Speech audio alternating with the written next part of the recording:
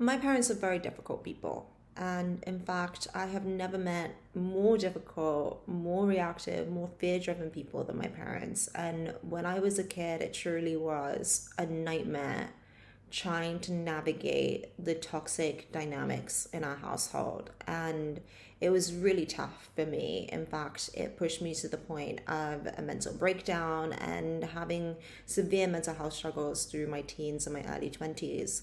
And over the years, through having gone through that and having to figure out how to deal with my parents, and I've tried everything imaginable, I've tried running away, I've tried not talking to them, I've tried reacting, I've tried loving them, I've tried getting them to change, everything. And what I have come to learn through all of my mistakes is that the best way to deal with such people is neutrality. And that's how I approach my parents now.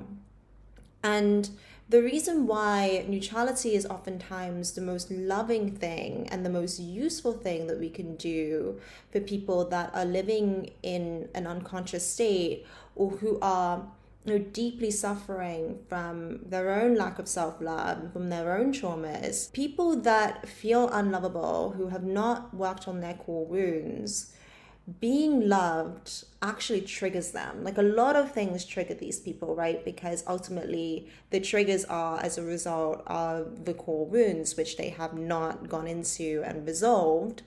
And so, they say that they want love, they say that they want this and that from you, but when it's actually given to them, what they do is they lash out and they can't accept it. And it's because love is such a foreign thing to them. And because it's so unknown and so foreign, they then feel unsafe, which then causes them to lash out and get even more volatile. The idea that we only are able to accept the love that we think that we deserve is very true. And so nowadays, I'm very neutral with my parents. I don't speak to them a whole lot. I don't share a whole lot about my life. That's because our perspectives and our vibrations are very different. We've become very different people over the years. And because of that, when I'm interacting with them, I just simply let them play out their own loops and their own character dramas. I don't engage with it. I don't react to it.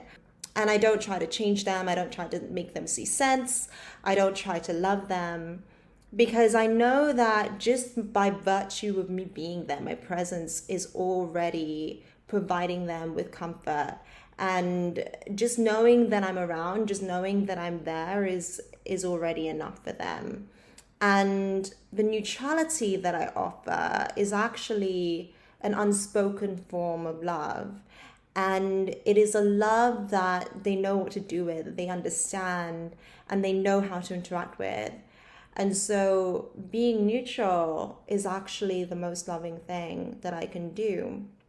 And I think that this principle of neutrality applies to not just dealing with difficult family members, dealing with difficult parents, but also dealing with difficult people in general. For these people, neutrality is often the best thing that we can do, because ultimately the reason they're difficult is because they're struggling with their own lack of self-love. They're struggling with their own wounds. They're struggling with their own negative perceptions and reactions to the world. And so the more that we can just hold that neutral space for them, not try to change them, not try to fix them, not try to lecture them, not try to help them, the more that they actually feel quite comfortable in our presence, because we are just providing that space, that companionship.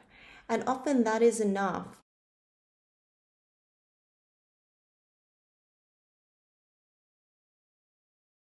So I hope this video helps. Please like and subscribe to join the Reloved community, and I will see you in my next video. Bye.